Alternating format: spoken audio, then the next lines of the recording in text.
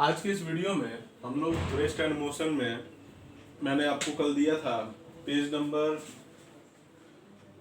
107 का Intex questions करने के लिए। तो उससे पहले मैं थोड़ा सा आपको जानकारी दे दूं ग्राफ के बारे में, क्योंकि ये सब क्वेश्चन जो है पेज नंबर 107 के वो ग्राफ से रिलेटेड है। तो ग्राफ में सबसे पहला जो हम लोगों को पढ़ना है वो है distance time graph. Distance time graph में मैंने बताया था कि y एक्सिस पर डिपेंडेंट और x एक्सिस पर इंडिपेंडेंट। इंडिपेंडेंट है टाइम, डिपेंडेंट है डिस्टेंस।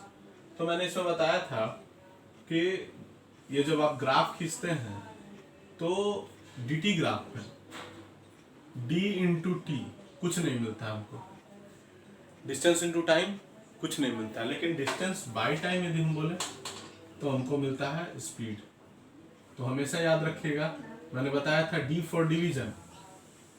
मैथ्स में MADS में मैंने बताया था कि मल्टीप्लाई करने पे यदि आएगा तो एरिया निकालेंगे और डिवाइड करने पे आएगा तो क्या निकालेंगे, स्लोप। तो यानी इस dt ग्राफ का स्लोप जो है वो हमको क्या बताएगा, स्पीड देगा। ठीक है। अब देखिए स्लोप की बात करें यदि हम, तो ये एक ग्राफ मैं बता रहा हूं, तो इसका स्लोप एक ही टाइप का है। तो ये ग्राफ हो गया यूनिफॉर्म स्पीड का। ठीक है।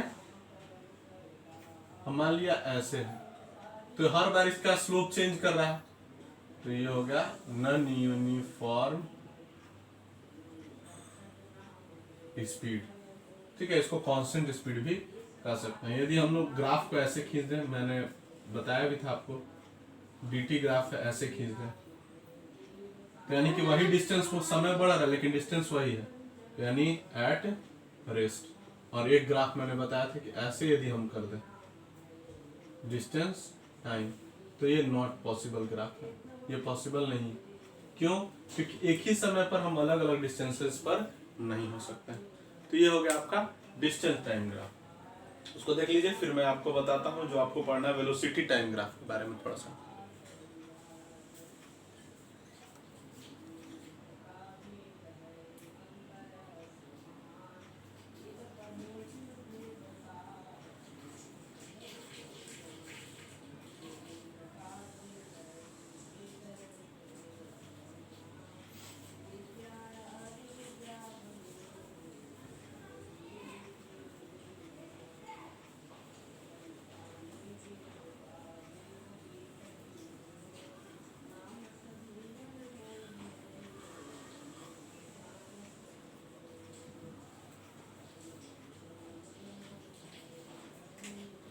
नेक्स्ट है आपका वेलोसिटी टाइम ग्राफ।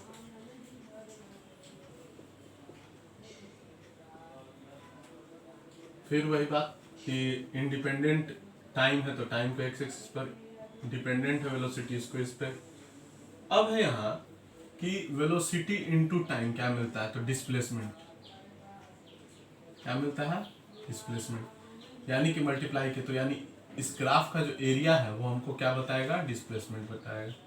और वेलोसिटी बाय टाइम क्या होता है, तो एक्सीलरेशन होता है। आपने पढ़ा था rate of change of velocity is known as acceleration. तो डिवाइड कर रहे हैं, तो यानी इस ग्राफ का स्लोप जो है वो हम लोगों को क्या बताएगा, एक्सीलरेशन। तो याद रखना है कि यदि एरिया होगा तो क्या निकलेगा, डिस्प्लेसमेंट निकलेगा, और यदि स्लोप से हम निकालेंगे तो एक्सीलरेशन निकलेगा वेलोसिटी टाइम ग्राफ का। अब आइए कुछ बातें करें। मान लीजिए जैसे इतने में पूछा आपसे डिस्प्लेसमेंट, आप इसको ऐसे मिला दीजिएगा और ये जो पार्ट हो गया इस पार्ट का एरिया आप निकाल दीजिएगा। एरिया क्या है, ये ट्रायंगल का एरिया ऑफ ट्रायंगल निकालिए, जो आंसर आएगा वही हो जाएगा डिस्प्लेसमेंट। और मान लीजिए आपसे पूछेगा एक्सीलरेशन, तो इस लाइन का स्लोप निकाल दिया। स्लोप के लिए मैंने आपको बताया था, स्लोप के लिए क्या बताया था, y बाई एक्स। यहाँ तक जो है यहाँ मिलाएंगे तो ये y मिलेगा, और यहाँ से यहाँ तक जो होगा, मान लीजिए 8 हुआ 9 हुआ जो भी, तो ये x होगा। तो y बाई एक्स कर देंगे तो स्लोप निकल जाएगा, और स्लोप से हमारा एक्सेलरेशन निकल जाएगा। वेलोसिटी टाइम ग्राफ की बात करें, ऐसे यदि हमने कर दिया तो ये क्या होगा, यूनिफॉर्म एक्सेलरेशन।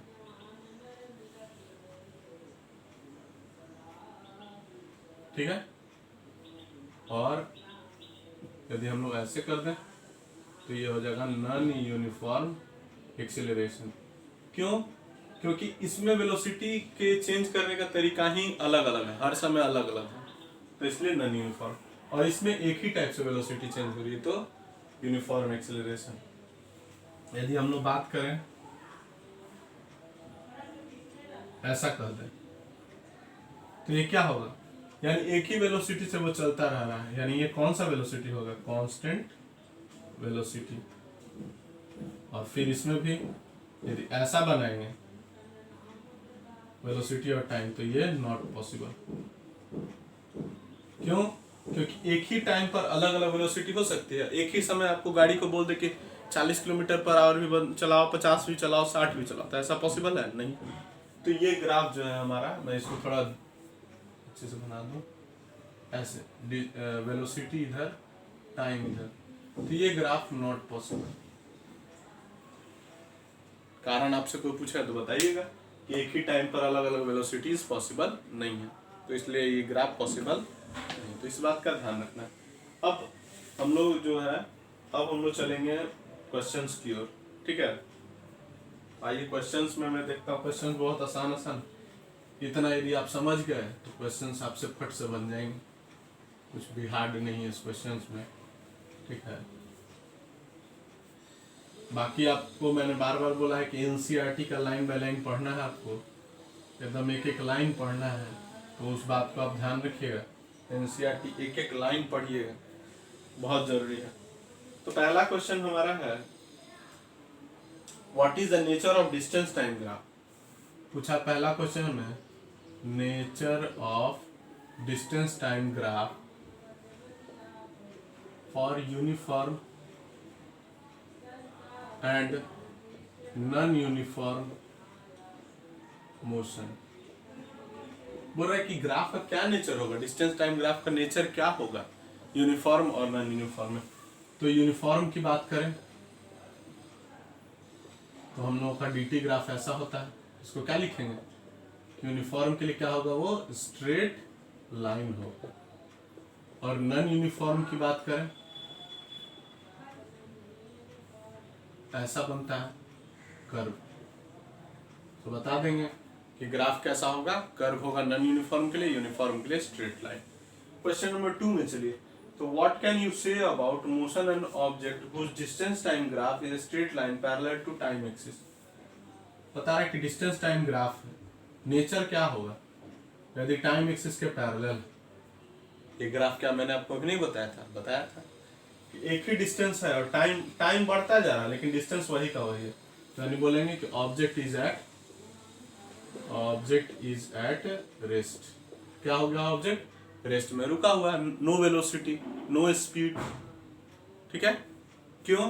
क्योंकि हमने पढ़ा था कि डिस्टेंस टाइम ग्राफ का स्लोप जो है वो स्पीड देता है, और यहाँ स्लोप है नहीं है। स्लोप के लिए ऐसे तिरछा होना पड़ता है, ये तो सीधा है, स्लोप 0, यानी कि वेलोसिटी स्पीड भी 0, वेलोसिटी भी 0। थर्ड है, what can you say about motion of an object if its distance time graph is a straight line parallel to time axis.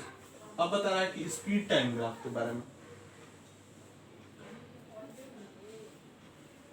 Speed इधर दिया हुआ है और टाइम इधर दिया हुआ है, और टाइम एक्सिस के पैरेलल लाइन है, तो अब आप ये बता नहीं सकते हैं एक ही स्पीड, मतलब टाइम बढ़ रहा है लेकिन स्पीड वही का वही है, तो इसको क्या बोलेंगे, कांस्टेंट स्पीड।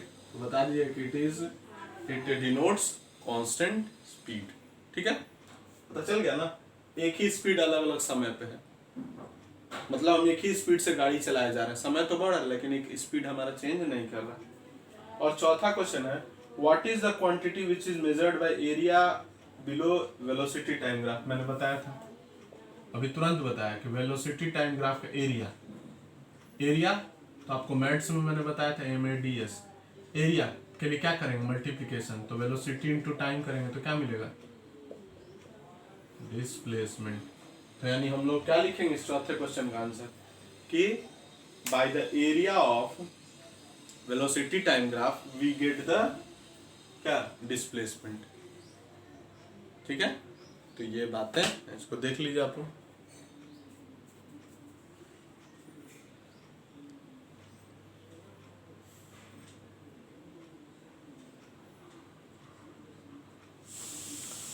अब आगे की बात करें तो ये पेज हम लोग खत्म हो गया, इतने पेज तक का आप पढ़ करके रखिए, ठीक है।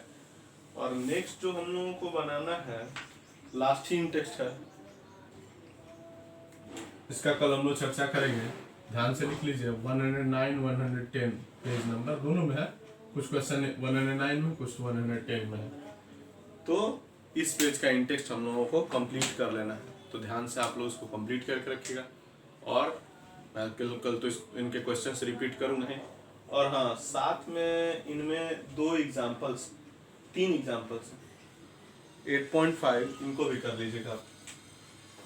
एग्जाम्पल्स 8.5, 8.6, 8.7, ये 3 एग्जाम्पल्स भी हैं जिनको आप कंप्लीट कर लीजिएगा। और जो भी क्वेश्चंस आएंगे वो मैं आपको नेक्स्ट डे के वीडियो में, कल के वीडियो में इनके रिगार्डिंग जो क्वेश्चंस हैं वो मैं आपको बता दूँगा।